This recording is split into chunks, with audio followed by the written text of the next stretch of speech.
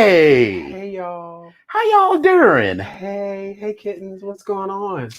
It's what is today? Today is Wednesday. It's Wednesday. Today is February the February 3rd. 3rd, 2021. Yes. And welcome to episode 123 Trace. of the BGKH show. Trace.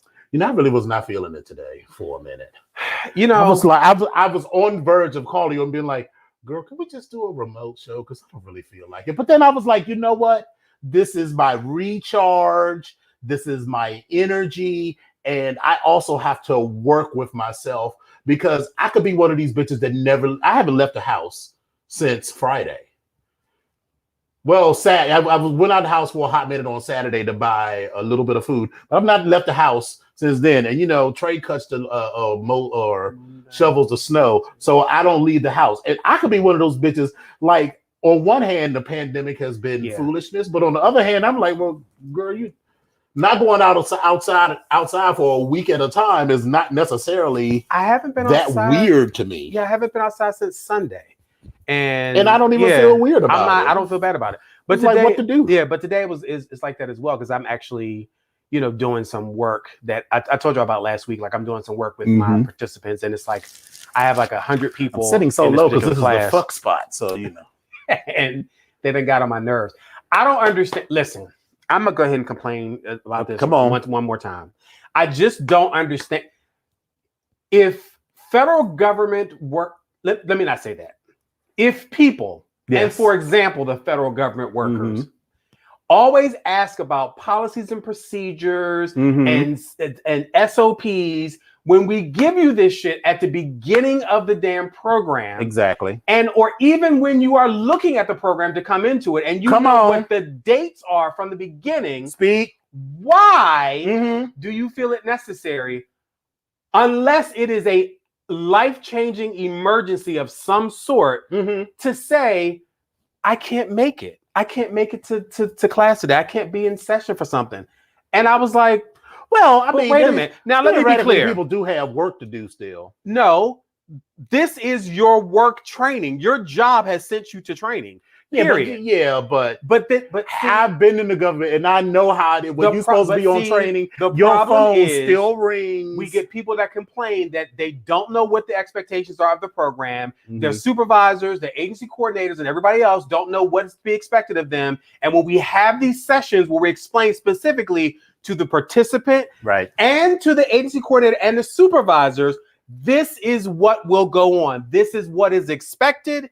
This is how things run. But yet and still things happen. Now, listen, life happens. I absolutely know that. So I've had a gentleman whose wife had surgery. He was going for a follow-up. Okay, I get that. But the stuff where you tell me I have a presentation to do at 10 o'clock and you know this thing started at 9 o'clock. Why is that a concern for me? Or you're having an issue because you finally made a doctor's appointment you're able to get in on today. None of that concerned me. What does it have to like? But you're missing class. So now that you're missing class and you're missing the session, I now need to remind you that this is just like work. You need to have an excused absence. Check in with your agency coordinator, your supervisor, and let me know that they are approving it so that because it's just like the school district. When you're in school, you're supposed to be in there. And as the school district, you are in parente loco. Like, we need to have an account for you were in this class on this date at this time. Should something happen. Because someone is paid for you to be here. And then if you don't have the information and they're like, well, was he in class? And it's like, well, then it's the email. No, your ass should have been in class. And so it becomes more work for me. And then on top of that, after you've missed the class, I now need to give you a makeup assignment for the shit that you missed out on. So I'm doing now more work because you've missed class. Or, you know, because I'm the kind of person to be like, no, you just need to do this assignment. And well, you got to catch up. So because that's how I work in the real world. You can take all the time off you want, but you know, if you had some shit that was due, I've gotten to the point now where I start telling people, I'm like, whatever. They're like, well, where's my makeup work? You weren't concerned about it then, so why are you concerned about it now? Like, what? Just go on. I'm giving you this gift. Now go on, because I don't go on. Go on. Go on now. So let me pause and say hello to our friends. Let's say we've got Eccentric. Hey, Eccentric. And Coyote and Spesh. Hey, Spesh. Thank you guys for joining in. You know, this is not a read. Not to them, but to you. I think we need to start putting the script out on Tuesday so that I can do the promos so that we can get more people. Because, like, you know, first of all, I'm gonna have a conversation with Lynx. I'm like, where the fuck is Lynx? Lynx and Tyra ain't been here the past couple of weeks. No, Tyra showed up last week. At the last She minute, showed though. up last At the week, but last she minute. did. At the last minute. Let's not forget Lola. I ain't seen Lola in God knows how long. And so, I'm also going to talk about Midas. Right. I'm also going to talk about so let's go back. Even though they popped in once or twice, I haven't seen Seven, I haven't seen Deviant, I haven't seen Gray. Right. And Louboutin is his. Okay, I see Thank Louboutin. you. All I right. haven't seen Maximus. Right. Who else? You know, if we start putting the ad out, but listen, and I will help you. Listen, girl, we won't get paid for doing none of this. If we got paid for this shit, then we will make time for it every day. But, you know, we'll try to do a little better about getting the advertisement out so we can pick up some viewers. Because, bitch, we are trying to listen. We thank you so much for helping us get to 100 people. Because without that 100 subscribers, we never would have been able to get our custom name. Well, and so now we need our next goal is 1,000. Right. But the thing is also when you subscribe, you get the notifications to tell you when our show is coming on. You like it pops up. That's true. It pops up. It lets you know, but you know that the show is starting. No. So there are two things. You hit the subscribe button, but you have to click the bell icon to find in order to get notified. That is correct. Being subscribed just means if you go on YouTube, your feed will show that there's new content. That is correct. But if you don't hit the bell icon, because like I hit the bell, the things that I have icons with the bell on, it pops up on my phone and says this shit is happening. The bell icon. And if someone is going live like we are, right, you will get a notification that says so and so is going. We are live. So we'll also I'll remember to add that to the promos. Okay. Next time you click. Okay. So let's be clear. Right. This is just for my own edification. So Tuesday. By 9 p.m. Yes, I do it right before I go to bed. So Tuesday by 9, the script will be done. So anything that happens between Tuesday and Wednesday that morning, it doesn't really matter. It's not a big no. I'm just saying it's not a big deal. We'll just have to that'll be easier if we put it in the even better in the OneNote because you just got to update the OneNote. That's perfectly. But all I want to be able to do is not have eccentric. The thing's just weird. If you watch some YouTube shows, they put literally the same ad up every week. So I want to put a different ad up each week that says episode 123. What are we going to talk about specifically so that people will tune in? So all we got to do is have a couple, 2 or 3 things. We're going to talk about more than that. So, and we don't always say every week is Drag Race. We know we're going to talk about that. Absolutely. But we want to put up something different. And then if we talk about more shit, that's fine. But we just want to be able to say, even if you want to wait for the top, but just say, all right, I want to talk about these 2 things, and then I'll give you these 2 things, and that'll make it easier on both of us because then we can just add whatever the fuck it is we want to add to the OneNote. We can, and I don't have a problem with that. I do feel like this is called negotiation. I do feel like the blanket statement across the top, and that's the K in BGKH.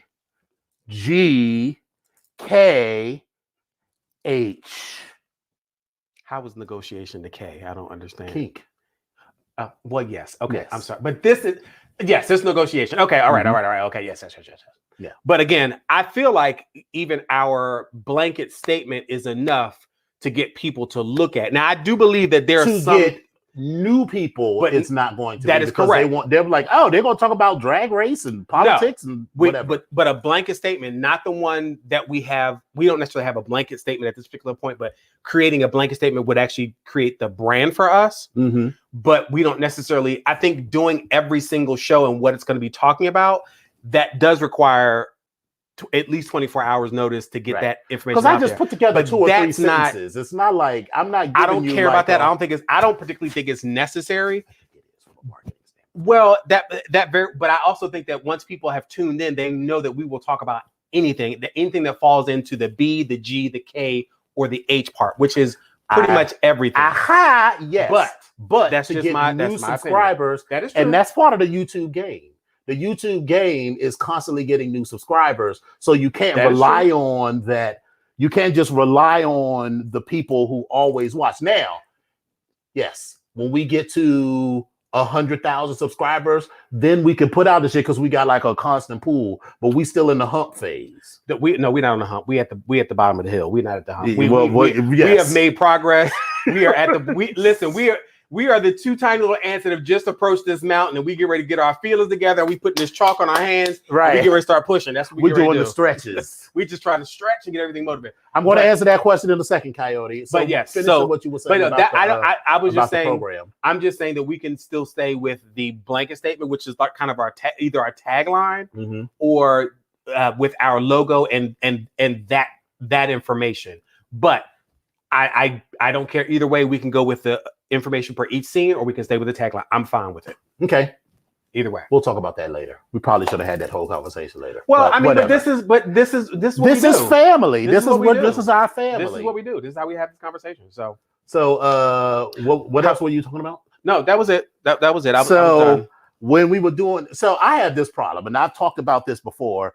Is that when you were younger, your parents say don't bite your nails. This is why I used to bite my nails so bad till they bled. Oh. Listen, girl, everybody got their little mechanisms. I didn't cut myself, but apparently my childhood anxiety manifested itself into biting my nails all the time.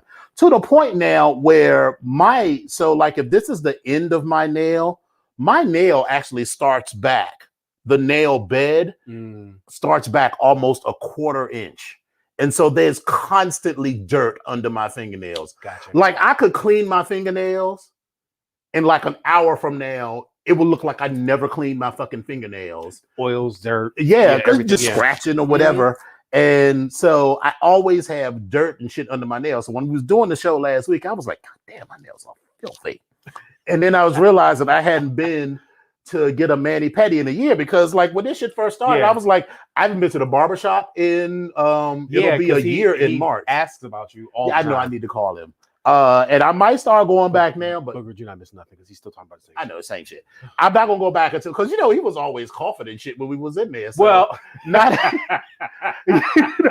so until I get that second booster shot of the vaccine, then we're gonna be good. You got your first one already? No. Oh, okay. I'm just saying. I mean, I don't really need anyone because I've been doing a decent job, and I ain't got nowhere to go. Okay. So when I was like, since I ain't got nowhere to go, I've been painting my toenail. Listen, my feet are, His signature color it's a tangerine. I don't know if y'all can see it. Yeah, I can't really. Point your toe. There you go. See, almost. Big toe down. Big toe down. I'm not that flexible. Oh. There we go. Can you see it? No. All right, it's orange. All right, bitch, it's orange. Yeah, it's orange. It's like a tangerine. So my signature color for my toes is orange. It's in your bracelet. It's the same orange that's on this bracelet. Yep. So when I say orange, I don't mean. It's like it's orange. So that is the color of my toes, and I'm very happy about it. So when I went back to the spot, the one that on 12th Street, Orion and all that. That's, okay, yeah, gotcha. And I liked what they did. They do a good job. The old lady. They were a little pricey. I've never had a manicure or pedicure, so we'll talk about see. That, yeah. If I can get something cheaper, that's fine. Because to get my nails and my fingers and toes done, it was $80. But that's okay. That's all right. But this is gel. Oh, you done went all the way up. You done upped your game up, but you got gel on the fingers and the toes? And the toes, right. So the old lady that was there, because I don't want to have to do it anymore. I don't want to be bothered. Fancy. The older lady wasn't there, so there was. Oh, wait. Picture MAL. Bitch, I had to get my refills done. Bitch, my gel is coming off. Right, and so that's what I feel like. Yes, I've committed to getting these the nails done on at least a monthly basis to get this shit up. Anyway, go ahead. So I've been wanting to, every time I would go and get my toes done and I would get my nails done, she always like, you want polish? You want color? You want color? I was like, no, girl, I got a professional job. I can't be showing up with orange toenails or even, I probably could. Because especially working for United Airlines, they could have give a shit, but as long as it matched the uniform.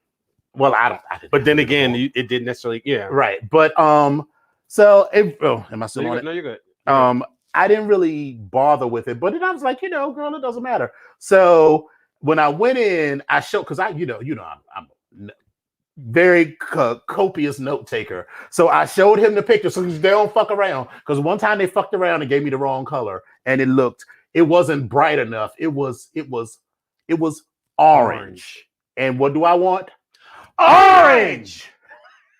Right. So, and so I wanted to make sure that they gave me the right color orange. So I gave him the picture of the bottle. But now with COVID, they've gone to a different kind of different bottles. Everything is like in a different system. So he was like, so the dude was like, so just pick a color off of the thing. And I was like, bright. That one. Orange. So yes, this orange. And he was like, you sure? You sure you want this color? You sure you want this color? I was like, did I stutter? Did I stutter? I pointed directly at it. All the other, it's not like I meant to choose, some other color and I just accidentally touched the orange. You know how it is. There's little fake nails on the little card and you pick one out. So yes. This finger, that's the picture. That's the finger I picked on the hand. This finger. And so to answer your question, Coyote, this color is jet black. And this is the first time in my entire life that I've ever gotten my fingernails painted. I thought you did get your fingernails. I've only ever gotten my toenails painted, and I feel like, hey, Sean. Hey, don't forget to subscribe and hit the bell so you know when the show comes on. Right. You subscribe. You subscribe. Now go and hit the bell. Hit the bell so you can get notified of new shows. Because my conversation with you I'll be like, listen. Right.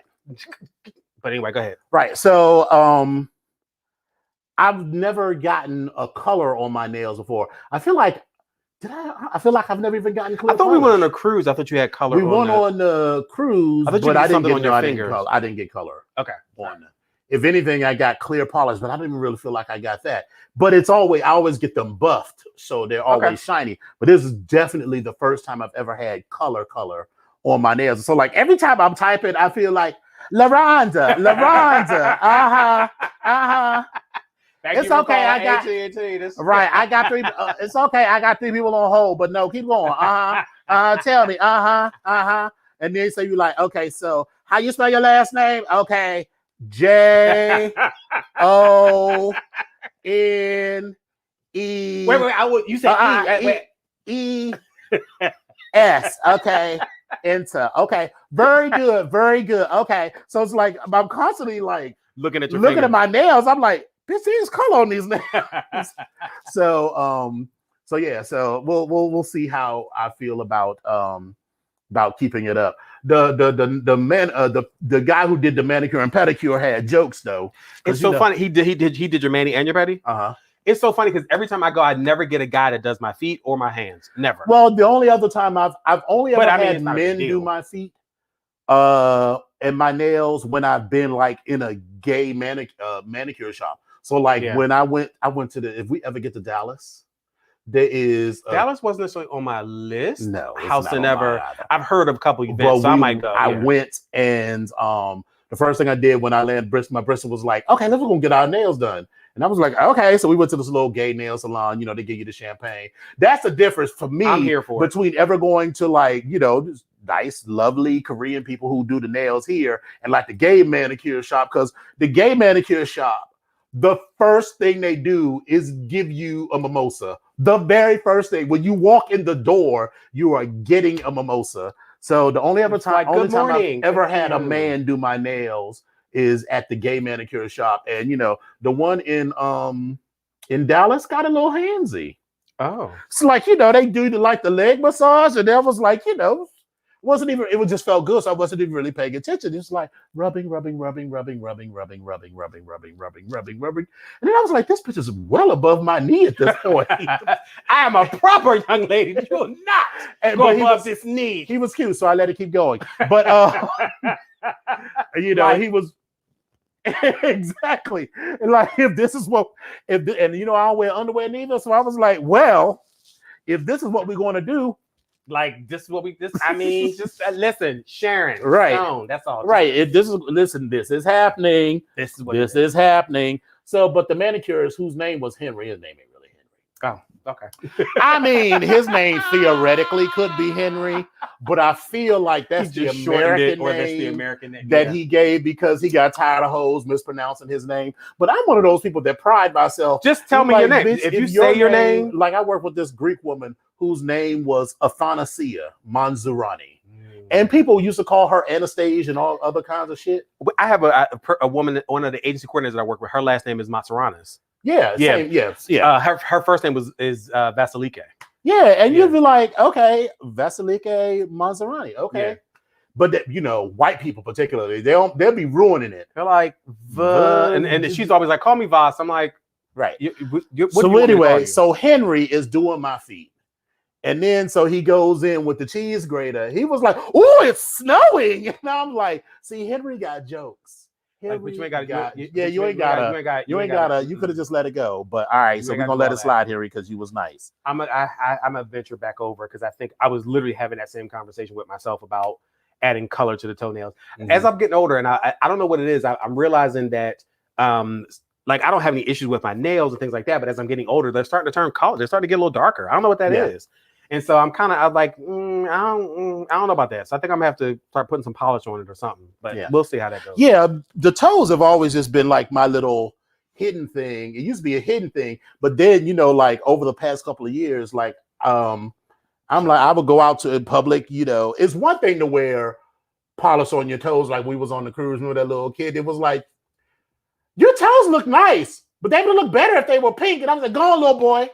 Anybody ask you. Go on. Just go on. Little fast ass. Go on with you and your little friends. Thank you for the compliment. Y'all probably, it was like the 4 teenage boys. Go on. And I was like, y'all probably touching each other in the back, when your mama and daddy out at the bingo parlor or whatever. But, go ahead. So anyway, whatever. What was I talking about? Oh, so while I was there, so this other woman comes in and sits next to me. So I don't get my nails done all the time, but here's what I know. Any sort of service professional that's touching your body, like just doing your hair or your nails or something, needs to don't get too cute with them. So like this black woman, she's in there, she was like, all right, so if you've got gel polish on your toes, there are 2 ways that you can remove the gel polish. You can either soak it off, which takes forever, or you can come in there with the little Dremel and essentially file it off, which they need to file the nail flat so that the polish will sit there. Because some people have like ridges or uneven spots in their nails, so they're killing 2 birds with 1 stone. And it don't matter to me. Like, do whatever the fuck it is you need to do. I'm not an expert on this shit, but this woman is like, don't be too rough. And I was like, so like the woman that was doing her feet, you could see her shoulders like. But listen, and she started talking. She started cross talking to the other girls in the spot. And I know they were talking all kinds of shit. A Dremel does get hot, and I think sometimes people forget as they're going through, and they're like, "That shit gets hot." But she started complaining, but even as she walked in and sat down, and then she was like, "Oh, I don't want you to use the thing. I want you to soak it off." And the girl was like, "Bitch, it's almost closing time." She didn't say that, but her voice got real quiet. So I was like, girl, she's about to stab you with this Dremel. And I hope she tipped her well for all that nonsense. I don't know, because I wasn't paying attention. I know that I was expecting that it was going to be somewhere in the $70 to $80 range. Did they do the whole massage for you? Did they do the stones and all that stuff for you? Mm-hmm. Okay, yeah. Oh no, they didn't do they did the salt rub. And they didn't do the stones either? There's a place I go to up in Silver Spring. Oh my God, they do the stones. Okay, is it cheaper than it was? I haven't been up there in about the past 2 or 3 years. Yeah, I have no real commitment to this place. But this is like the only place. Listen, but that stone massage, baby, when I tell you, I was like, they start the rubbing. I'm like, go on, hit me with your best shot. Come on, girl. But it's amazing. But we have to go up to that one. But are those pride flag socks? So I didn't necessarily know that they were pride flag socks, but they have all the colors of the rainbow in them. So listen, I'll take my shoe off just to see all the colors. That is festive. Happy socks. That is very festive. Where'd you get those from? They were a gift from. Did Glenda give these to me? Somebody gave them to me.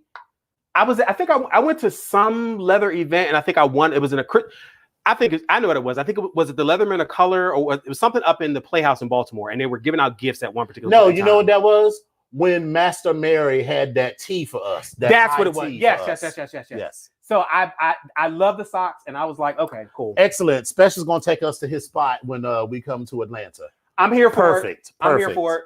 You know, I need a nail spot in every city because I know where to go. Daddy Steve showed me where to go in Fort Lauderdale, cute little gay spot.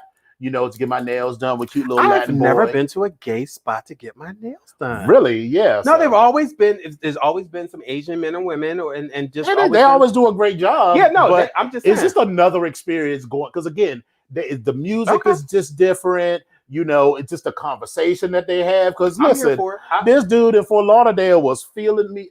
This is different from Dallas. This dude was feeling me up because Steve had already fucked him. So this was somebody that Steve, Steve was a man of a certain age. And these young boys, young. I still haven't, I still haven't placed, but I know Steve. I just gotta place him. I just gotta.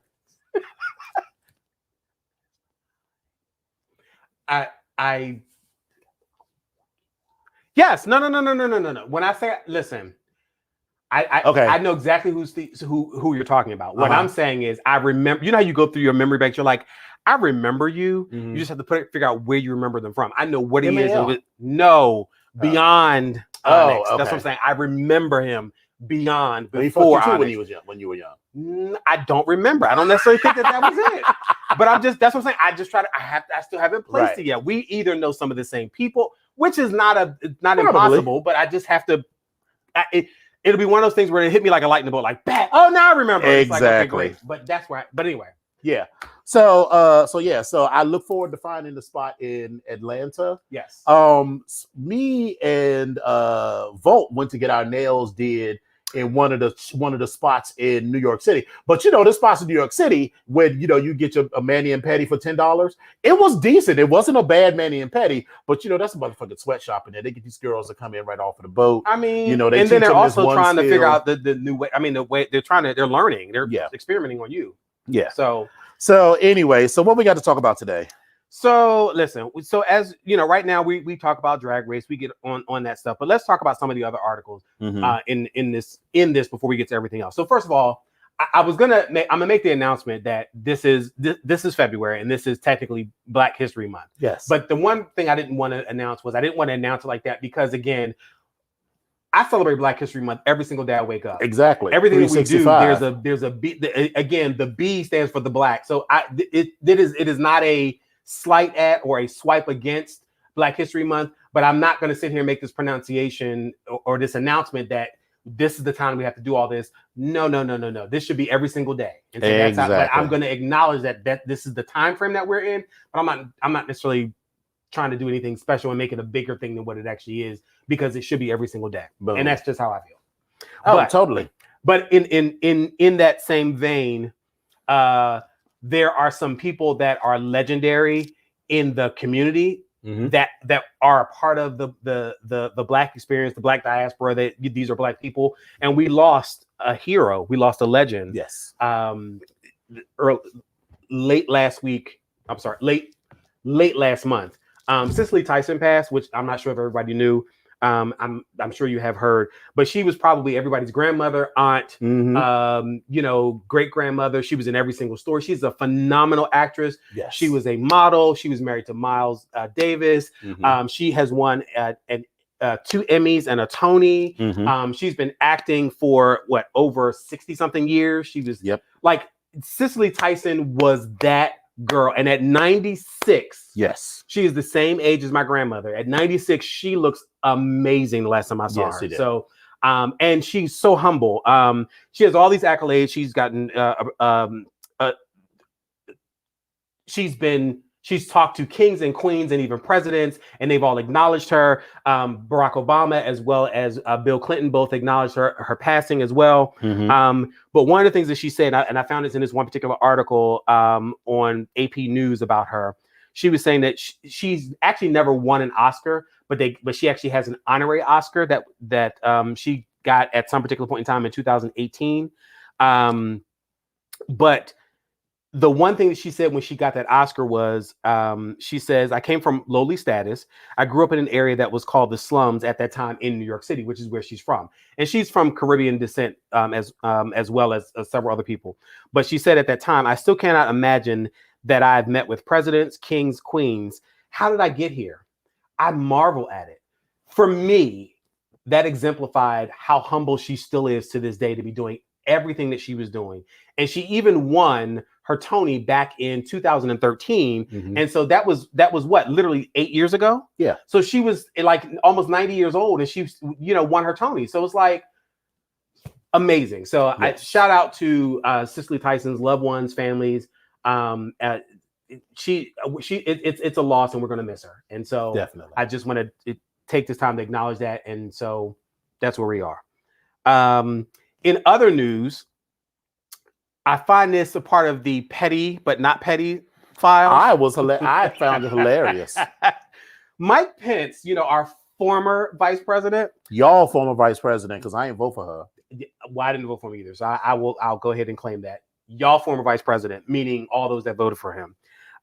Him and his wife, apparently Karen, they're looking for a new home and they're kind of homeless right now. So the story appeared originally in Business Insider, and they are reportedly staying at the cabin of Indiana Governor Eric Holcomb that he used as a retreat, while two other Indiana Republican insiders say that the former second in command and ex-second lady are staying with family. So we don't necessarily know where they're going, where they're staying, but they're kind of right and couch surfing. Right, girl, they ain't couch surfing. But that's their idea of a cabin ain't our idea of a cabin. Yeah, So this cabin is probably bigger than this whole house. I'm sure they're fine. But it just shows you how the level of arrogance. Well, and whatever, because you think about when Bill and Hillary Clinton left office, before they left on January 20th of 2020, they'd already bought that house in Chappaqua, New York. I mean, and then when Hillary decided she was going to run for senator in New York, they bought the house in Harlem. So I'm sure they got enough money. Well, and just the level of arrogance that to think that, I'm not going to need this because I got another 4 years. And he was like, girl, you don't have no investment property or no vacation property that you could go to. So you just been living, the Republicans love to talk about people doing other kinds of shit. But girl, you just been living off the public dole, first as the governor of Indiana and then as the vice president for how many years? Girl, fuck you. He made $235,000 a year. $235,000 a year. And I'm sure he's a millionaire. I'm sure he got change. Listen, you just go on ahead and pull that trigger and put it down on something. We don't know what you're doing, but you're 235. I mean, you get a pension for the rest of your life, and you get some Secret Service. I think he only gets Secret Service for 6 months, though. I don't think he gets lifetime. I'm not sure if vice president get lifetime. Yeah, I think he gets 6 months. And this is this article that I found on Google News was saying the same thing, that he actually only gets it for 6 months. I thought it was a lifetime. But I'm I think it's 6 months. So. Listen, but he's also afraid because it's been reported that he's allegedly been receiving death threats from the Trumpers because he hasn't spoken to Donald since he's left the office. No, how awful for him. There we are. So anyway, next up, Marjorie Taylor Greene. Clown. Her name is Clown McClown. All right, so before we even get into this. So let's just go over some of the things that Marjorie Taylor Greene has said. Marjorie Taylor Greene is a congressional representative in the House of Representatives from Georgia. And she has said, among other things, that the Parkland shootings in Florida were a hoax perpetrated by Democrats in order to assail Second Amendment rights. So let's just pause right there. So in order to turn public sentiment against guns, they went in and shot up a whole school full of people. Are you all Is, are you I mean, all now following that's that logic? yes. Now that is the kind of shit that happens on Scandal. Yeah. You know, and it also gives you kind of a window into the shit that they're willing to do. Because, you know, for me, it's one of those things is like you can only imagine the kind of shit that you would do.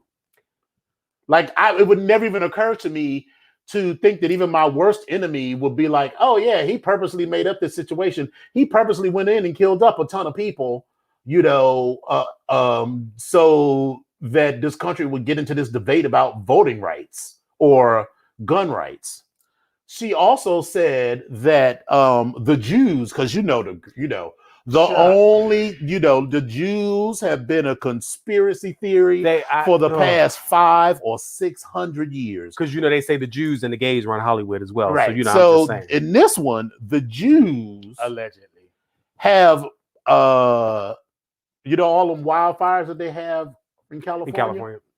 They were caused by Jews in space who had lasers. The Jewish space lasers. The Jewish space lasers that is destroying, the forests in California. So those are just and then I forgot this one. Did you know that Hillary Rodham Clinton? Wait. I need to get myself together because I know you. Go ahead, say it. And her husband. And Barack. It was somebody else. I can't think. I think it was another female. I think it was another female senator. We'll just throw Barack Obama there because of course somebody. We know, of course, some Democrat somewhere. He's in there, of course. And Michelle, because she's a man secretly, allegedly. I saw some shit that talked about Melania being. It was on TikTok. It was like being the finest and most well-dressed first lady, and then they put up pictures of her side by side with Michelle, and it was like, bitch, Melania could never. Anyway, so back to Michelle, back to Hillary and Bill and Barack and Michelle. So there's a pizza shop in DC called Pizza Paradiso. Mm-hmm. I've been there. Yeah, I've been there. Their pizzas. It's okay. It's fine. It's nothing to write home about. Yeah. Let me tell you. You're not from here, but for people that grew up here, remember a place called Shakey's Pizza? Shakey's Pizza was the shit. There's a place called Extreme Pizza. One of these days we're gonna go there, or I'm gonna have it, and we're gonna have it. That's good pizza. Anyway, Pizza Paradiso is just fine. So out of the basement of that place, Hillary, Bill, Michelle, Barack, and a bunch of other Democrats are molesting Haitian babies and children. So that's terrible. But one more time over there. There you go. But now bring it back. But there you go. Separating children from their parents, some as young as 1-month-old newborns, is perfectly fine.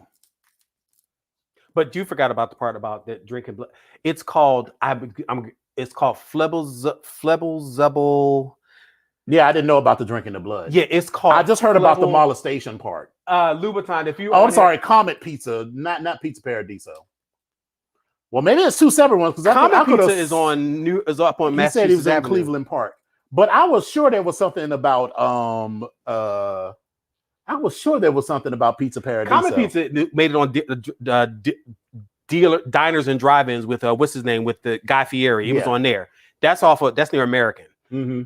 Pizza Paradiso. Isn't it like in DuPont Circle or something? I could have swore, I know I've been there. Yes, it's right off of DuPont Circle. Okay. So right here's the circle, and then right as you turn down P Street, it's right there on the right-hand side. Borat too. No. It's not called Borat. There's a name for this thing. I was listening to it the other day. It's just called crazy shit. It is called crazy shit, but there's a name for fuzzy Zuberlop or something. It's something crazy. I can't remember what the name of it was. Mm-hmm. And I was like, what? So these are the name of the conspiracy that Marjorie put them in. Right. That Marjorie Taylor Greene and these other QAnon folks believe. So this is what she did. But in this particular story, here's what she did. She tried to force Ilhan Omar and Rashida Tlaib to retake their oaths on a Bible in a resurfaced video. So apparently on January 27th, which was Wednesday, so a week ago today, she walked through the halls of Congress prior to being sworn in. She was claiming in this footage that Ms. Omar and Ms. Tlaib were illegitimate Democratic representatives because they took their oaths of office on the Quran instead of the Bible. And we're going to explain to the I've never heard this woman speak, but I'm just imagining that this is how she sounds. Not far off.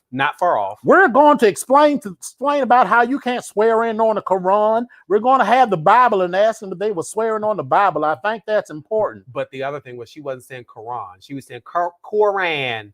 Of course she fucked That's it what up. she was saying, Quran. And it was irritating the shit out of me. And I was like people who say Allah, it's Allah. I mean, you don't have to believe it. You don't have to believe it anything to respect what other people say. Respect what other people. It's like, all right, fine. Right. Okay, girl. I don't believe in none of this. I don't believe in Jesus. I don't believe. Well, I'm not gonna say none of this. I'm not trying to have a house bomb, so I'll just leave it alone. Someone off camera then told Ms. Green that she was infringing on the two representatives' religion by asking them to take the oath of office on the Bible instead of the Quran. She said, "Wasn't that a law? It wasn't a law yet." She said it wasn't a law yet at the time that they were sworn in. I think that the time it was sworn in, so it was like blah blah blah. All right, so here's the thing. It just says you have to be sworn in on a book. All right, so this is the perfect time. It has this never. Right here is the freshman yearbook from Florida A&M University, 1989. So where's my picture in here? So where my picture is in here? I could Lee Neal. Oh, he's damn. I forget he died. One of my classmates from Oxon Hill High School died. But anyway, so where's my picture? Yeah, there we are. There I am, right there. Yeah, don't you see? It's lovely. Okay. Yeah. So basically, they just asked you, like, once you accepted your offer letter, to send like a picture, and they just like put this together. So it didn't mean anything. But anyway, if I wanted to, if I became a senator or a congressman or even president of the United States, now that would be more of a scandal. But let's just leave that alone. That's all right. But if I wanted to, I could be sworn in on this book. There is nothing. Most people, because this is a Christian, allegedly, a Christian country, most people get sworn in on a Bible, but there are atheists who get sworn in on any number of other books. There are people who are Muslim who get sworn in on a Quran. There are people who are Jewish who get sworn in on the Torah, or it's not actually called the Torah, it's called something else. But whatever the holy book is of that, there are Hindu representatives that get sworn in on those books. So there is absolutely no rule that you must be sworn in on a Bible. And also the level of balls that it takes to go up to another grown ass person. Let's put it this way: the bitch wouldn't have tried it with me because I would have. Here's the thing: there is nothing ever been written that says that someone needs to be sworn in on a Bible. And you know or why? Any religious text. You know why? Because there's this thing called separation of church and state that is deemed and was put into the Constitution. They want to keep them separate. So it's not a law. She's blowing smoke out her ass and she's just talking shit. She don't know nothing about what she's talking about. She was talking about impeaching Joe Biden on. She literally tried to put a bill forward to impeach Joe Biden on the first day. I was like, this man hasn't even been president for 24 hours. How the fuck? What the fuck could he have done? Even if you think he did something terrible, even if you did, what the fuck could he have done on his first day? And they said, so what they said was, well, if you're going to, this is when you don't pay attention. See, I was going to say, I'm glad that you're paying attention to what they were saying, because I tuned out after they said, it's always, oh, she wants to impeach him. I was like, okay. It's always in the background, you know, like when I'm working, you know, I live for Joy Reid and, you know. Listen. So legendary Reid during the motherfucking insurrection. Yes. Legendary Reid it was so everything. It was absolutely everything. So what Representative Green's logic was, well, if they can impeach Donald Trump for shit that he, you know, after out of office, then we can do the same thing for Joe Biden. I was like, but bitch, you can't impeach Donald Trump was president when he was impeached. The trial he's been impeached twice. Whether he is convicted, the trial in the Senate is not whether he has been impeached. Impeachment has been done. It's been done. That's complete. So that is an action. Next week we will figure out what the Senate is going to actually say. Right. That is an action. The trial is a separate action based on the impeachment, but they are separate things. So the only way that you could impeach Joe Biden is for some shit that he did the last time he was in office, which was 4 years ago, which wouldn't even make any sense because he's no longer in office. The person has to be in office when they are charged, not when they're found guilty. The impeachment is the charge. So you can't charge Joe Biden or Barack Obama or George Bush, for that matter, for shit that happened when they were president because they're not president anymore. You can impeach someone every day that they are still currently president. Is that clear for everyone? It's clear for me. I think it's clear to everybody who listens to this. Apparently, it's not clear to Margie Taylor. I just hope that when they go into session, they convict his ass. Well, let's just finish over Margie Taylor Greene. So they put her ass on the fucking Education and Health Committee. The same bitch that said the school shootings was fake. You know, they're going to put her on the Education Committee, but the House is about to vote her ass off. So I was like, so basically, she's just going to be sitting around with nothing to do. And there's precedent for it. There's been 3 Republicans and 1 Democrat who were, like, the latest was Steve King. Silence from Illinois, who's another crazy racist. They took him off of all committees. So basically, he just was coming. I mean, I guess it was kind of a cute job because you just sat there and got your $200,000 check every. I think they make $179, $179, $180. Like you got your check for $180,000. You're not going to go to no committee meetings or nothing because they literally took him off of all committees. So, and this was when there was a Republican Congress. So, you know, take this bitch off of all committees and, you know, just let her shout into the ether. Enough of her. Bye, girl. That's what girl, I bye. So, bye. But now, in other good news from Georgia, our good girlfriend, Stacey Adams. Is he a Delta or AKA? Because they keep saying she was a member of the Divine Nine, but I didn't know. Or she a Zeta or SG I don't know. I'm not trying to. I have to find out if anybody out there knows off the top of their head, but I don't know. In fact, Alexa, what sorority does Stacey Abrams belong to? Sorry, I don't know that one. Oh, maybe I didn't say it right. Alexa, what sorority does Stacey Abrams belong to? Here's your story. Well, if you didn't know Stacey Abrams' name before the presidential election, I'm sure you know it now. She was a huge force behind record-breaking voter turnout in Georgia, and now she's on the list of nominees for a Nobel Peace Prize. All right, cancel. Alexa, cancel. Alexa, cancel. Yeah, they didn't give me the answer to that one. Not quite sure, but if anyone knows, please drop it in the chat. But I will definitely do some research and find out. But I saw that and I was like, I didn't know, and it's not really super important. But I don't know which one she is, if any. But she's been nominated for a Nobel Peace Prize. She's not an AKA, because if she was an AKA with her and the vice president, it would already be mad. It would be extra madness. So there we go. So we know she's not an AKA. So I feel like we can rule that out. So again, the voting rights activist and Democratic Party politician Stacey Abrams was nominated for this year's Nobel Peace Prize for her work to promote nonviolent change via the ballot box, which was what a Norwegian lawmaker said this past Monday. Now, Abrams, who was credited with boosting the voter turnout last year, helping Joe Biden to win the presidency, joins a long list of nominees, including both former President Donald Trump and his son-in-law, which we know it was never going to happen. Former White House advisor Jared Kushner, again, never going to happen. But Lars, I'm going to pronounce his last name, Haltbrekken, a Socialist Party member of Norway's parliament, was quoted as saying, Abrams' work follows in the steps of Dr. Martin Luther King Jr.'s footsteps and in the fight for equality before the law and for civil rights. So listen, shout out to Stacey. Congratulations. You have done a phenomenal job. Keep doing what you're doing, because I'm expecting big things from you. I'm either expecting to see you in the White House in some way, shape, or form, or on your way to the White House, or something. She's going to be she's going to be governor. Yeah, I mean, whatever you need to do, girl. Like, if we can support you, let us know, because I see great things for you coming up. So yeah, keep doing your thing.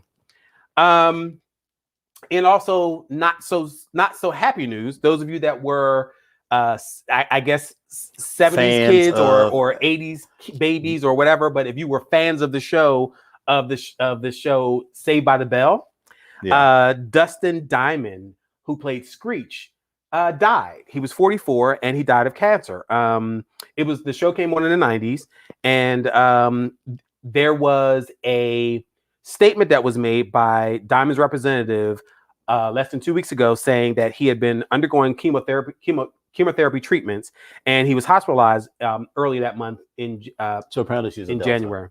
Is she? Well, all of the evidence point to it, and other people have confirmed it. All right, cool. The spokesperson for Diamond said that in a statement earlier that he's completed his first round of chemo and his next round is being scheduled, and then shortly thereafter he actually wound up passing. So and rest in peace. His cause of death was due to carcinoma. So sorry that he has lost his life. He has a legacy of some great sitcoms and being Screech, and he had a tell-all book. He had a whole bunch of other stuff that went on, but he's lost that battle. So my condolences go out to his family. So I'm gonna let you talk about this story about Wendy Williams. However, did you watch? I did not.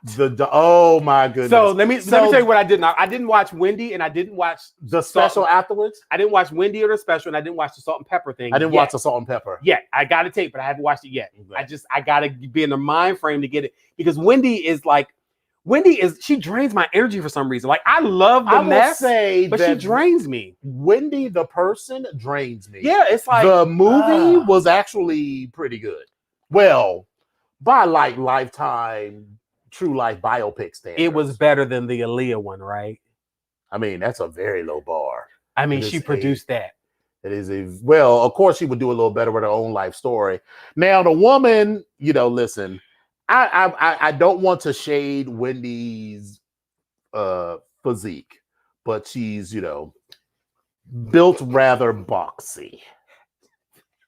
And the woman that they got to play her was much more shapely than her. Family Guy. Oh, all legs. I hate them. The legs go all the way up. Yes, it literally looked like Wendy Williams. Yes. Oh my God. Okay, go ahead. But talked about all of this. I didn't, because I don't really follow that. I don't watch Wendy Williams or anything like that.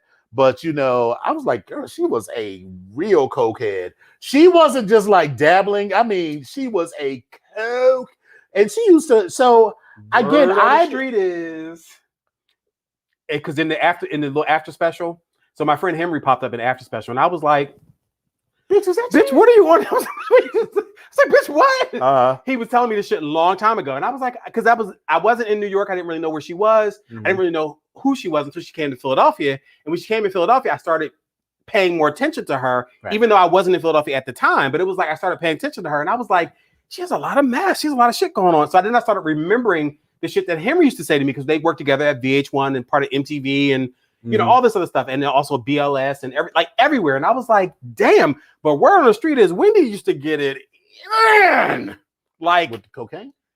Like, what's that? Well, that legendary movie with Scarface, where he was like.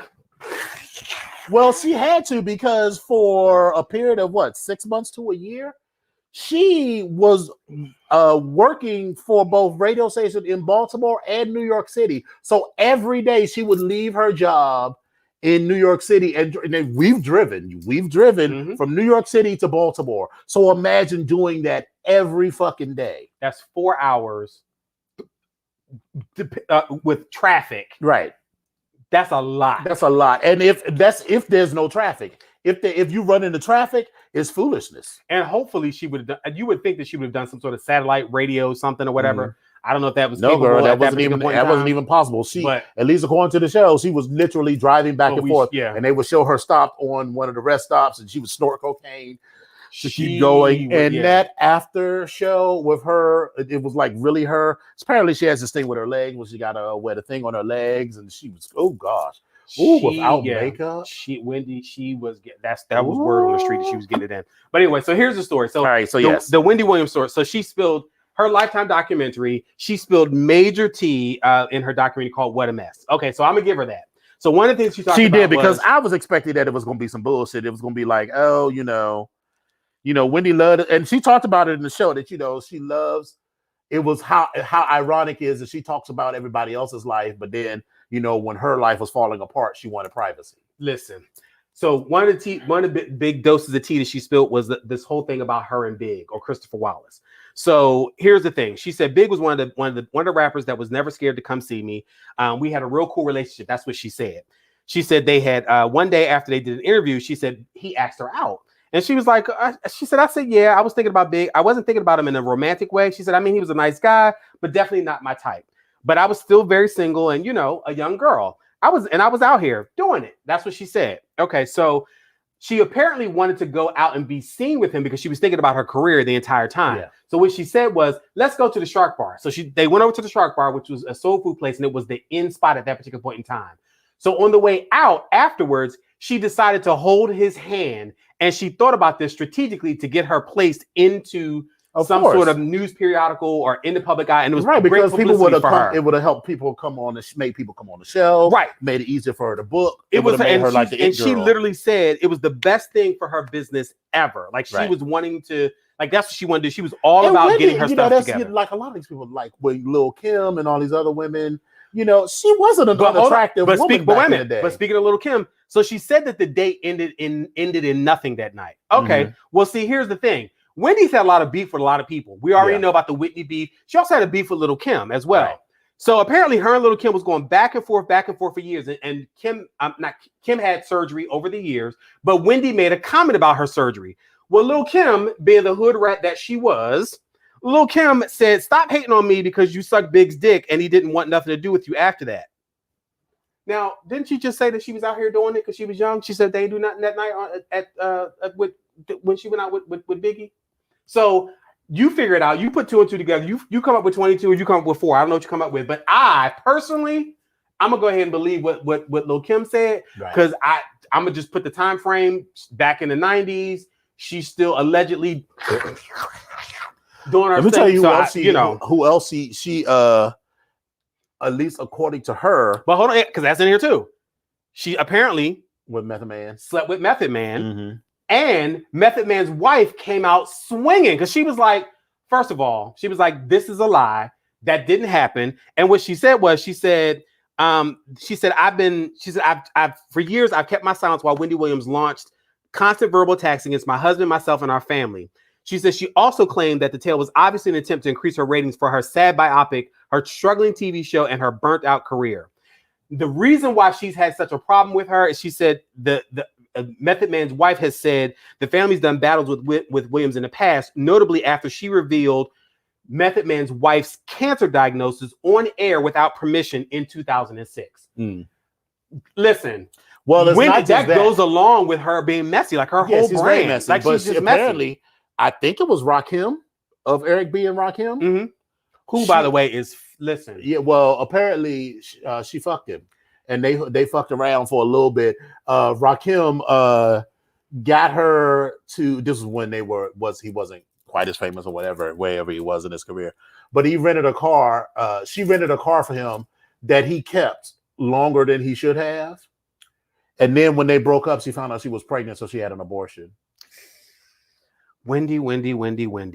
Now, I would say, well, she wouldn't be the kind of person that would say shit like that. It wasn't true because lawyers would be like, whatever. But I don't know. But I think I don't watch the show as much as I did. Yeah. But I could have sworn at some particular point she talked about having an abortion, I think. But I don't know. Yes, she didn't say. She said it was Rakim on it. I think it was Rakim. I was like half watching. I wasn't like I think she deep talked into about that. it.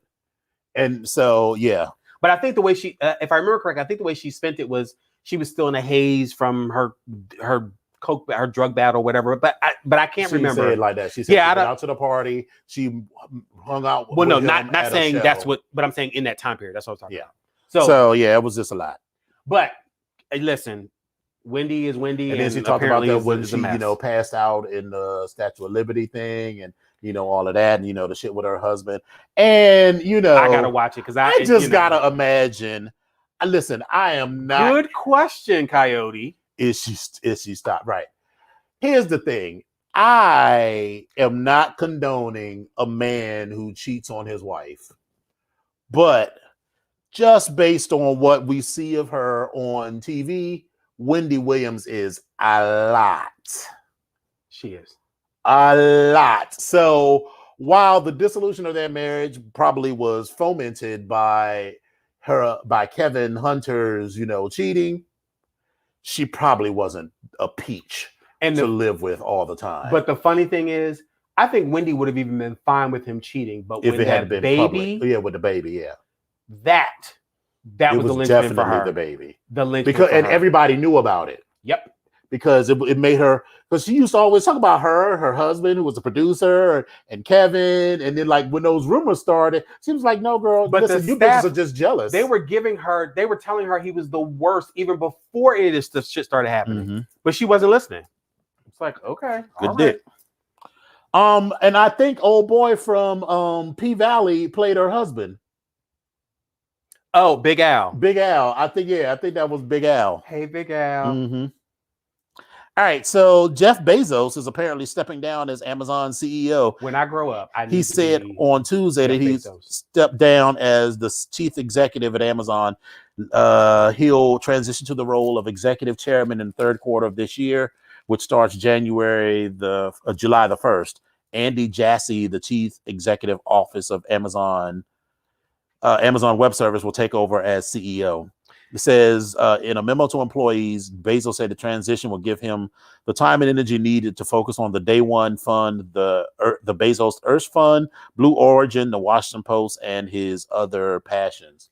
I need to be like Mike. I need to be like Mike. Just like everybody else. When some shit like this happen, there will be some scandal. So all of that other shit is to cover up some scandal. So remember when he did some other shit, and he was doing all that other shit because his wife was about to divorce him because she found pics of his penis on some other woman's phone. He was smart. He didn't fight her. He didn't fight her because what he did not want was pictures of his penis on the internet.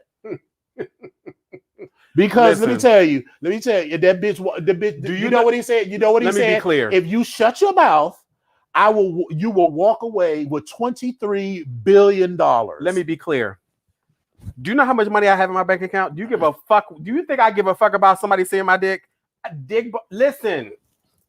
Yeah, but when you're that kind of a person, though, when that whole reputation thing for him is everything. And no matter how much money he has, let's just put it this way. Clearly, it wasn't huge.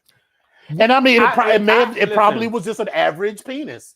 But it clearly wasn't huge, because if it was huge, like huge, or even like above average, he wouldn't care.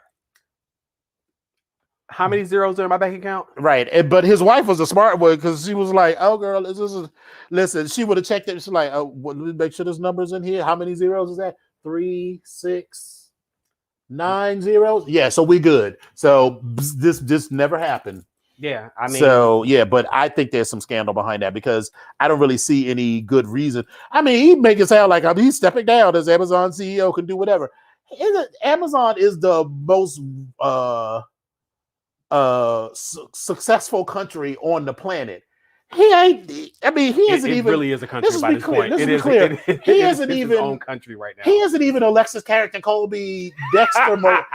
He isn't even Alexis Morel, Carrington Colby, Dexter Rowan, who is like, managing Colby Co. and like making moves against Blake and Dominique and all of that shit. This bitch is so high up. He ain't doing none of that day-to-day shit. All this other shit that he wants to do. There's no one else in his club except for Bill Gates. But even Bill Gates, I mean, he got Bill Gates. What's his name? He got Bill Gates beat by like $50 billion.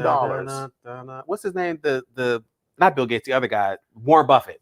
I think got him and all Warren them Buffett beat- are like, he got- there's only 3 people that are close. Yeah, but he got all them beat by like $50 billion. So I'm it just ain't saying. even like close. So like for him to stepping down so he can focus on whatever, girl, you don't run this company on a day-to-day basis right now. So I mean, yes, I'm sure he do way more than I do, but it's not like if he said, I'm gonna still stay in the same position and do all this other stuff. It's not like there's not like a ton of people that could do it. And trust and believe. I mean, This it very dude- well may be some scandal. I mean, I think that's good. It's That's a good point. always And scandal. We'll be on the lookout for that. I don't believe in the goodness, people doing things out of goodness of their heart. So, okay. Anyway, So are we ready to talk about Drag Race? we ready to talk about All Drag right, Race. so We this ready. is This is a spoiler. I'm just letting y'all know. disclaimer. We're going to talk about Drag Race. If you haven't watched it, You might this is want the to time to tune now. out for the next 20 minutes. We're going to talk about it. I'm going to go all in. So whatever you thought you didn't see or you want to see alive, then don't watch. Right. So listen, this was episode 5. So the season started off with the 2 to 3 different parts of the first episode, and it dragged it out. But this was the start of episode 5. Okay, so here's the thing. Episode 5, this is the beginning of the episode after Kimura went home. Mhm. And so they're coming back to the workroom, and Miss Candy Muse, who I have come to fucking, she gets on my nerves. I had to go back and watch it because she was like, I was in the top 3, and I was like, girl, she's delusional. But I was anyway, like, you certainly want the worst, but top 3? you went in top 3. You were. She They was gassing her own self up. They literally said the tops and the bottoms. Bitch, were you? They sent everybody else in so there should have been, there were 6 people left on stage. There were 3 tops and 3 bottoms. Bitch, were you on stage? She was in the safe zone. Then you weren't in the top 3 by definition. She was like, oh my God, they live for it. No, They girl, did not they live fucking, for your, it was a fucking your horrible, look was it was basic. It was a basic. mess. And Miss Tamisha Iman, the senior stateswoman of the group, Is gonna was whoop your was ass. sitting there having a conversation with her because she was gassing herself up, saying she walked in the door and actually said, well, I didn't agree with the final 3, and I didn't think that, I thought that Elliot should have been in the bottom.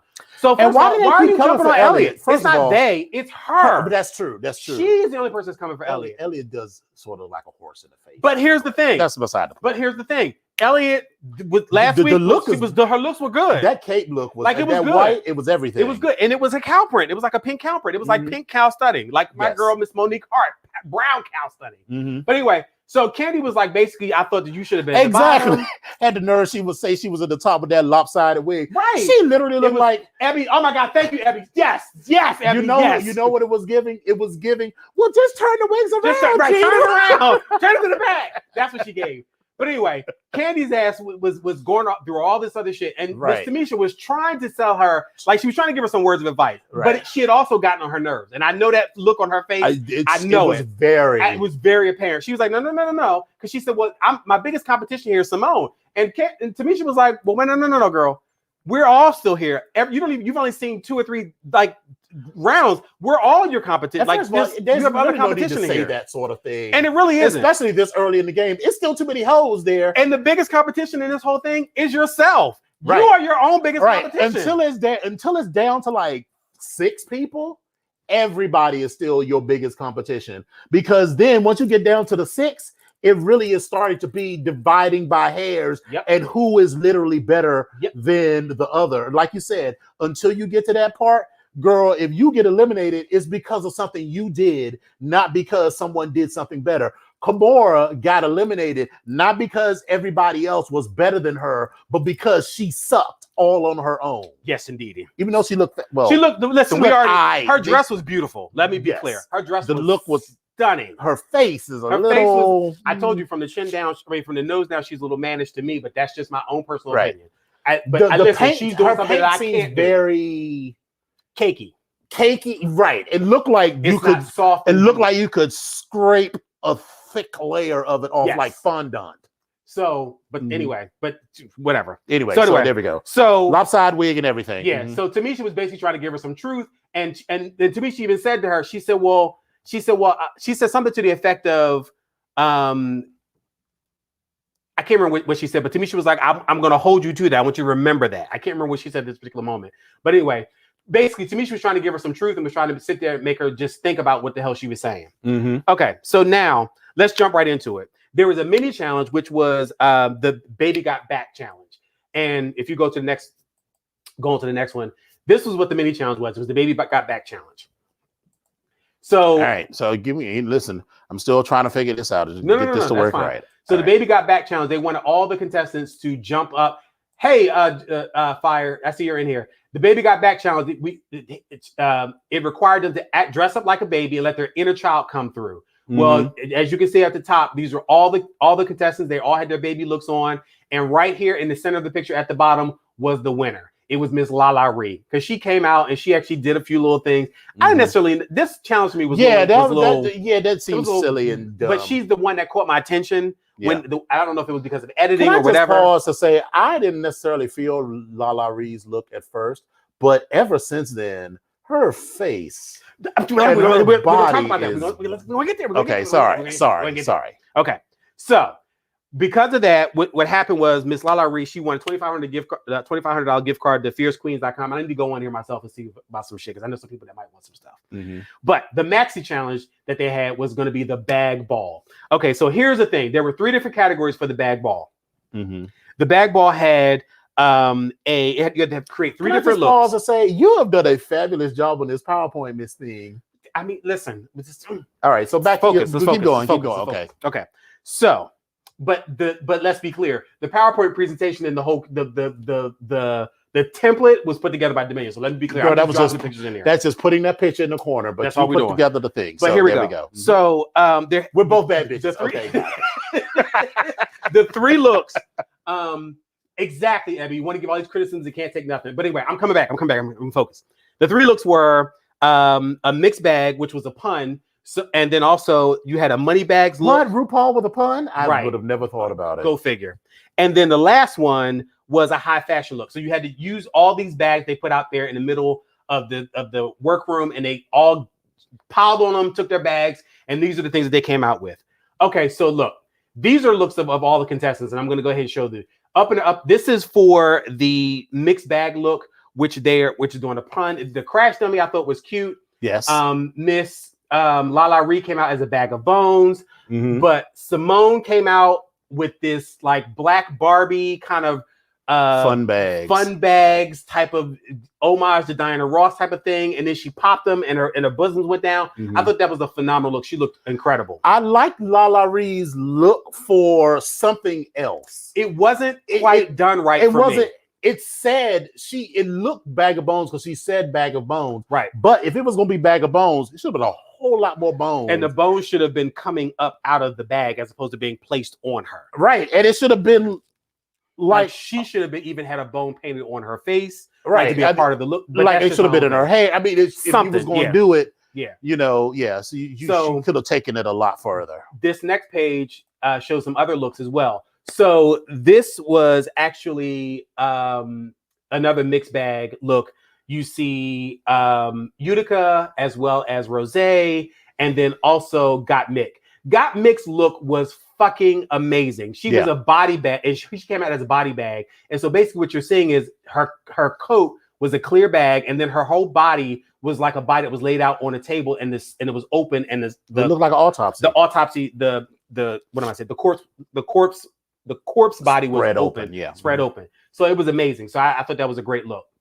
This next picture here talks about or shows the look of money bags. Now, I was very disappointed in. I was as well, because I was like, okay, girl, you mean? But here's the thing: these bags or this look, they had to incorporate the Coach tabby bag in all their looks. That's cute, and the tabby bags were fucking amazing. They were, but Tamisha Iman's look, I was without the bag, underwhelmed. Said I was like, are you doing Dominique Devereaux? Listen, I mean, I felt like that's all she was giving, but it just didn't work for me. But now here we can see Lala Ree coming through as this African businesswoman and with a bald head. Listen, y'all know how I feel about a woman with a bald head. I'm sorry, not a woman with a bald head. A drag queen with a bald head. It just bothers me for some reason. But I will say this: Lala Reed's face and her paint is amazing. Yes. And I could see this very African woman or international woman with a very short haircut coming through and being confident, pumping through, and she killed it. Now, one of my looks that I love that was a favorite of mine was Elliot with 2 T's. This red suit it was beautiful. so motherfucking sharp to me. It was. I just couldn't. It screamed everything to me. Here's also Joey J, who came out with this blazer and her tabby bag as well. The tabby bags for most of them were pretty amazing. Right. So Joey J's look though, I just didn't feel that look. Yeah, it wasn't. It's on my list. But so this next picture though, this shows this is also a Moneybags look, and you saw Got Mick in this black and pinstriped with Swarovski crystal suit with a half bra and a ruffles on the shoulder and down the side. The judges went in for it. It just seemed a little confusing for me. Like I couldn't. It was all right. I mean, I love the bling on it, but yeah, the sequence I was here for. I was like, or the rhinestones I was here for.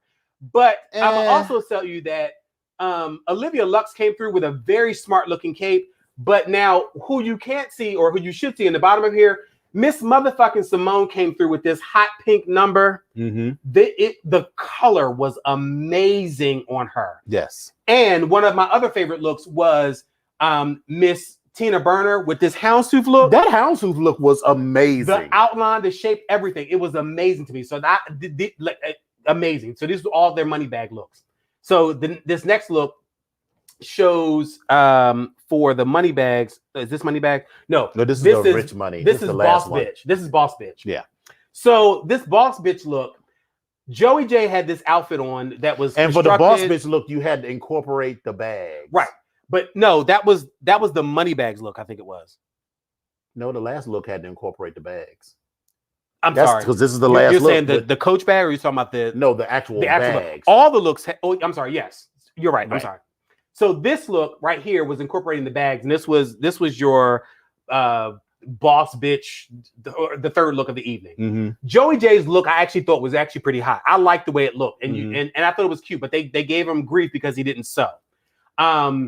Utica had a cute look as well. It was an homage to like another Carol Burnett, another Cabaret, Bob Fosse type of thing. You also saw Candy Muse, who I thought was a fucking clown with this.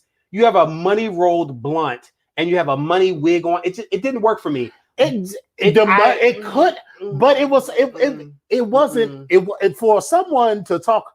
Here's the thing. Another thing, when they were working in the background. First of all, let's just be clear. You are not, to use our girl Shangela's thing, you are not that kind of girl that Joey J would go for. I'm just going to be blunt. Well, no. I mean, maybe, but Joey J, every time she approached Joey J was like, stay away from me. He was giving, I am not at all interested. Yeah. And the one thing she said was like, I think Joey J is cute, but his taste level, and I was like, bitch, you got some nerve to even talk about somebody's taste level. And this, for me, her taste level, this was not. The money, but it wasn't even. It didn't. Like if she had done here's what she could have done. Now, if she had done like a wig with like the money, like what she cut it like a bob in the front and it come down. You're talking about wig, and you're talking about a wig and paper. There's a legend that did that. Her name is Cher. It was newspaper. If you're gonna do that money look, shred that shit. Make it look like you were just saying. Like make it look like hair. Follow the legends. Like girl, like right.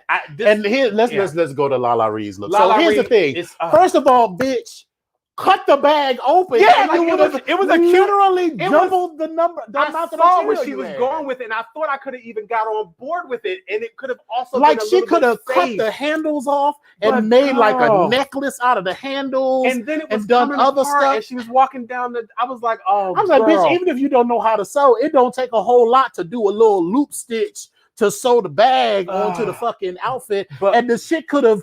Even if you don't have enough material, she could have made like a little mini skirt. She could have made a skirt. It could have been like an A-line, it could have been like a crinoline skirt, like a poodle skirt. She could have. But the other thing, once again, she touched up her face. Her face was amazing. Like it was absolutely amazing. So, but anyway, so this next look, these were the other young ladies that came up on stage. Simone came out with this bag, and it was all right. It was cute for her, and I think she got away with it because she's skinny. Yeah. I'm gonna go ahead and be clear with that. Olivia Lux's look I thought was amazing. Yeah, I was not It caught blown the away look. by Simone's And look she at said she's like, all. I can't sew. She's like, but she made it work, so I was good with that. She made it work, but Yeah, it yeah, wasn't- she should just be glad there was a lot of people that was a lot worse. Because she would have been If picked this apart. had been like in the top 6, it would have been over for her. Picked apart. Yeah. Olivia Lux's look was really cute. And then I also liked, one of my favorites was Rosé with her bag because it had a lot of movement. It was kind of futuristic. Mhm. And when she was coming down the stage, she spun around and the bags went out. It was kind of cute. I liked it. It was a lot of movement. And she cut it open. Yeah, she cut it open. Yeah, you know, she Tamisha really made it work. Iman, one of the other seamstress, because there's 3 of them in there. Got Mick, Utica, as well as Tamisha. Mm-hmm.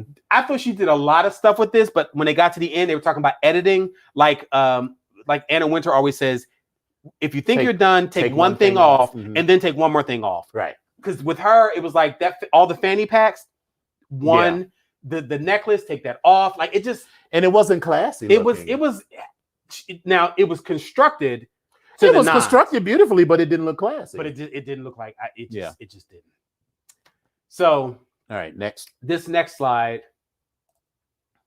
was this next slide here was Candy Muse should have been in the bottom for this look, because all she did was staple a whole ass book bag to her waist. Now, if Lala Ree had done something like this, but like with the bags around, it would have been cute. But here's what when it goes wrong, because she literally did nothing to those bags around her waist other than sort of tape them together and then tape them around her waist. Once again, just like Simone. And it was a horrible silhouette. It was a horrible silhouette.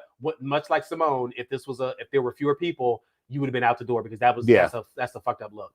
Miss Tina Burner came through with this really good look, this cute look as well. Tina's is one of the contenders. Now, if you want to talk about contenders, yes, bitch, she's a contender. Oh no, she's always been a contender. She's been a contender. Mm-hmm. So I like this look on her. And then they went up for Utica's look as well. She took these sleeping bags and made it into a coat. It was beautifully constructed. The construction of it was amazing. And it wasn't attractive, but it gave me very much Joseph and the Amazing Technicolor Dreamcoat. Yeah, it was kind like, of thing. And that's just not necessarily my niche, but it gave me very the structure. I don't want to say Alexander McQueen, because I want all Alexander McQueen kids to come up for me, but it did give me sort of avant-garde. Alexander McQueen or Claude Montana, or Betsy Ross. No, I'm great. Say the same thing. Betsy Ross, Betsy Johnson. So but they went up for it, and I was like, okay. I thought it was. The silhouette was in the same. What are the comments they made in the same amount of time? But these other bitches did some bullshit. You did all of this. So it was amazing. I think so. Even if they didn't particularly care for it, the level of construction, and then when you put them up against some of the other people, they're like, shit. There you go. There's a level of taste as well. I see you put that out there. Right. But now, so here are 3 of my favorite looks from the evening. 3 of my favorite looks were, this is Denali with the crash dummies. Yeah. This was also Simone with her Diana Ross big boobies. Yes. And this was also Got Mick with the cadaver on the table. Yes. This next slide shows 3 more of my favorite looks. As I mentioned, Elliot with 2 T's, Simone, as well as my girl Tina Burner. Mm-hmm. Smoking looks. Yes. Smoking looks. These I enjoyed as well. Mm-hmm. Joey, Tina, as well as Rosé. Yeah. But these are my three top looks. Yeah. And this next slide are going to be my top 3 worst looks. Yes. So Candy was in the bottom with that look as well. Mm-hmm. And Lala, as beautiful as she was painted, both these looks for me were chops, but that was it was my a opinion. Full chop. The look was a full chop for me. So these were the tops and the bottoms. As you can see in the tops, you had the tops and the bottom consisted of Joey J, Tamisha Iman, Utica, Rosé. I can't even see who else. Let me read my notes. I still haven't memorized all their names yet. Wait, Joey J, right there. That's Lala. Oh, Lala. There we go. Tamisha, and then you also had That's Got Mick. Rose, and Utica. Those were Utica. the top. The top. I did not care for Got Mick's final look. I felt like, I mean, it was one of those things. It was like, it was but I didn't think it was as fabulous as the judges went did. up for it. I just couldn't quite go. Yeah, I mean, it wasn't the worst, but it wasn't stunning. No, it wasn't. So. It wasn't. So here's the thing: the bottom two Poor was Lala Joey Ree J. versus Joey J. Lala Ree ate that stage. Go on to the next one. And that Lala Ree was for the win with this look. Even though two of her looks for me were awful. Here's what I will say: her acting was horrible last week. What saved her tonight was her lip sync. Yes. And the fact that they all commented on how beautiful her face was painted. Yeah. But I know what they're going to tell. They're just like they used to tell the girls, don't rely on that body. They're going to tell her, don't rely on that face. You got to do the whole package. But she won for the win. She won. Yeah, that lip sync, her lip sync. Now, when they talked about last week with Denali being a lip sync assassin, she's like, no, girl, you was just up against a bitch who had a terrible dress on, so she couldn't move. No, Lala Ree ate that shit up. So that's my look. So yes. We shall see what's gonna go on next week. Tune in. And so Louboutin, I think it gave Alexander McQueen. It had the same shape as Kate Middleton's wedding dress. Okay, yeah, that works. Yes. You're talking about Utica's jacket, I'm assuming, right? Yeah. So that's what I'm thinking you are. All right, we are about out of time, but I think that's it. Oh, there was one other thing that I wanted to mention real quick. We were talking about the real world thing, right? Oh, yeah. So do we need to do a change of a battery real quick, or are we good? We can. Well, no, I mean, if we're going to talk about that, I just want to just briefly. I just only want to mention that the original cast of Real World, the season 1 cast, is all getting together, and they're either filming or have already filmed some project. Mm-hmm. So we'll get to see that. So I'm interested to see that because it's all their fault. Come on, Heather B. Yeah, I want to see Heather B. I want to see Kevin. All glocks down. Yeah, because the youngest one of them is 48, so they're all like our age. I mean, they were our age at the time. Yeah. So that was why I was interested to be. But it was like these as I got older and they got younger. I was like, I don't really give a shit. Listen, was my biggest thing. I was still in college or still in Tallahassee by like the 5th season, and I was like, bitch, I lived with a motherfucker that I could not stand for my entire freshman year. All you girls got to do is live for 8 weeks in this fabulous loft and go around and have fabulous adventures. And if you don't like a bitch, don't talk to them. Well, no. Let's talk about my freshman year. I was in a room with a gentleman who would literally shit in his drawers and leave his dirty fucking clothes in his closet. And my room literally smelled like shit from his drawers. Oh my God. Politely packed all his shit up and I put him out of that room. Me and the RD went back and forth. I was like, I don't give a fuck what you say, but he can't come back in this room. Right. Well, there's that. Well, all right, kids. So it's been a wonderful show. Stay tuned for this beautiful bean footage. Yes, sir. Roll it.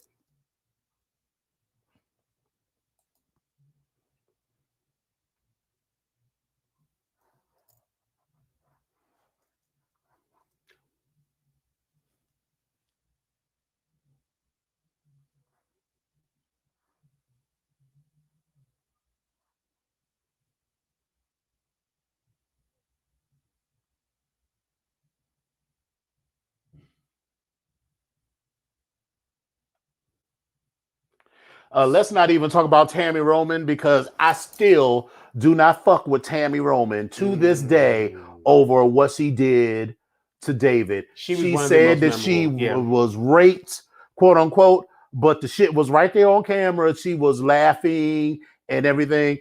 I mean, I could even in hindsight in like 2021 look back at it and say maybe she didn't know how to respond or whatever, but she could have said it made me feel uncomfortable and I didn't know how to respond and how to say no in that moment. That is an entirely different thing to which I think David could have responded and be like, oh, I'm sorry, I didn't mean to make you feel fucked up. But if you're going to accuse someone of rape on national television like that. How the fuck are you? I mean, you gotta defend yourself, especially when you know you didn't rape nobody.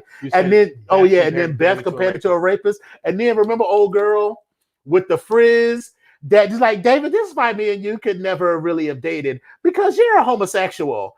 And David, because David was leaving, because remember they made him leave the show because they said he had anger issues. And David was literally driving off the show. He made the driver stop and he got out and he popped that bitch in the face. And slap across the wall. Every black person, especially black man, felt that shit because all of us have had a white girl that we knew that got smart with the mouth and thought that because she was smart at the mouth, nobody was gonna say shit to her. But David got in that ass, and I didn't feel bad for him. Now he did get caught sucking dick in the park. I'm not gonna say that. He did get caught sucking dick in what's the trail? Runyon Canyon in LA, you know, a little bit later. This was like the same place. But he got caught sucking dick in the same place Seven Campbell did. Ooh. So there is that. We need to put that on our list. I've never been down there. I want to go down there just to see it. To LA? Into that canyon. I've never seen it. Just for me either. I want to go. It's research, strictly research, of course. All right, so that's it for me. I'm excited. This was the refresh that I needed when I thought that I was the girl. I didn't want to be bothered. This was exactly the refreshment that I needed. The refresh small. Yeah. Relax, relate, release. One more time. Say it with me. You gotta come on. Start up here. Relax, relate, release. Oh, one more thing. Today is February 3rd. And I wanted to point something out to you all. I'm not necessarily, like I said, doing anything as far as Black History Month is concerned, but I want to remind you all that on this day, in February 3rd of 1986, Vanessa Huxtable decided to have big fun with the wretched. And as of tomorrow, we start the epic celebration of 50 days to 50 years for me. Yes. So, I'm going to say a little something every day on Facebook. 50 days, 50 years. That's cute. Yeah. Okay. So I got I'll send you the app to do the countdown so to let you know. All right. Ladies and gentlemen. It was Irene. Anyway. All right. So thank you all for coming out. God bless you and good night. Mwah. And Justin, set your notification, the alarm, so you'll know when it comes on. You came in a little bit late. Just a little bit. But we love you. Love